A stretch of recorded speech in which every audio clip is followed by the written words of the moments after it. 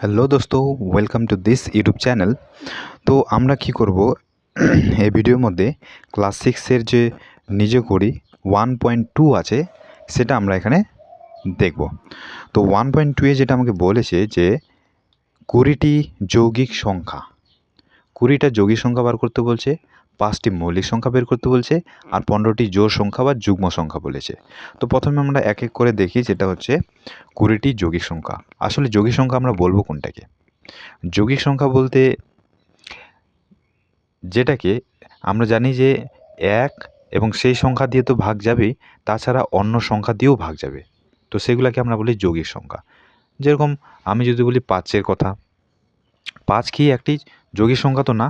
আমরা যদি একটা যৌগিক সংখ্যা নিই, মনে করো 8, 8কে তো 1 দিয়ে ভাগ যাবেই, তার সাথে 8 দিয়ে নিজেকে দিয়েই তো ভাগ যাবেই, তাছাড়া 8কে আমরা 2 দিয়েও ভাগ দিতে পারি, 4 দিয়েও ভাগ দিতে পারি, ঠিক আছে? তো 1 এবং নিজেকে দিয়ে ভাগ তো যাবেই, তাছাড়া অন্য কোনো সংখ্যা দিয়েও যদি ভাগ যায় তাহলে আমরা সেটাকে বলবো যৌগিক সংখ্যা। তাহলে এখানে 8 হয়ে যাবে যৌগিক সংখ্যা, ঠিক আছে? আর মৌলিক সংখ্যা কি? মনে করো 5 আছে, 5কে 1 দিয়ে ভাগ যাবে, এবং কি 5কে ওকে দিয়ে নিজেকে দিয়েই ভাগ যাবে, নিজেকে মানে কি 5 দিয়েই ভাগ যাবে, আর অন্য কোনো সংখ্যা কিন্তু দিয়ে 5কে ভাগ যাবে না। তো এই ধরনের সংখ্যাগুলোকে আমরা বলবো মৌলিক সংখ্যা। তো আমাকে বের করতে হবে 20টা যৌগিক সংখ্যা আর 5টা মৌলিক সংখ্যা। আর জোড় সংখ্যা, জোড় সংখ্যা বা যুগ্ম সংখ্যা আমরা কোনটাকে বলবো? যেটাকে 2 দিয়ে ভাগ যায়। 2 দিয়ে যদি ভাগ যায় তাহলে আমরা সেগুলোকে বলবো জোড় সংখ্যা বা যুগ্ম সংখ্যা, একই ব্যাপার। তো 20টি যৌগিক সংখ্যা যদি আমরা দেখি, যেরকম সিরিয়ালি দেখি প্রথম থেকে, 1 কিন্তু যৌগিক সংখ্যা না। 1কে যৌগিক সংখ্যার মধ্যে ধরা হয় না এবং মৌলিক সংখ্যার মধ্যেও ধরা হয় না, ঠিক আছে?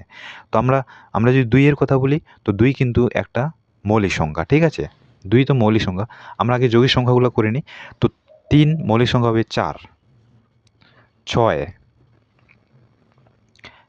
তারপরে 6, 8, 9, 10, 12, 14, 15, 16, 18, 20, 21, 22, 24, 25, 26, 27, 28, 30, 32, 33, 34, 35।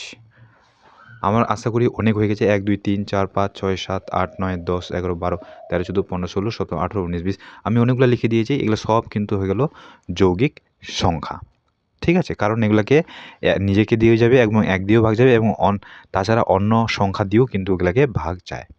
মৌলিক সংখ্যা যদি দেখি, মৌলিক সংখ্যা হয়ে যাবে সবথেকে ছোটো মৌলিক সংখ্যা 2, এবং জোড় সংখ্যা এটা একটা।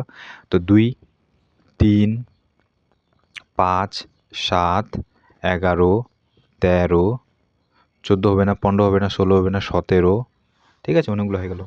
এরপরে যদি 15টি জোড় সংখ্যা, জোড় সংখ্যা মানে কি 2 দিয়ে ভাগ যাবে। তো 2 দিয়ে প্রথম তো জোড় সংখ্যা 2 হবেই। 4, 4, 6, 8, 10, 12, 14, 16, 20, 22, 24, 26, 28, 30।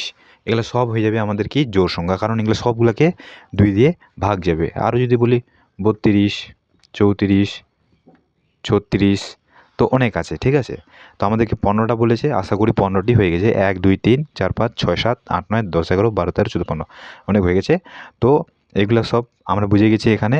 তো নিজে কুড়ির 1.2 এর মধ্যে আমাকে 3টি জিনিসে বার করতে বলছিল: 20টি যৌগিক সংখ্যা, 5টি মৌলিক সংখ্যা, 15টি জোড় সংখ্যা, ঠিক আছে? তাহলে আমরা পরের ভিডিওর মধ্যে আমরা দেখব নিজে কুড়ি যেটা আছে 1.3 আমরা দেখে নেব পরের ভিডিওতে।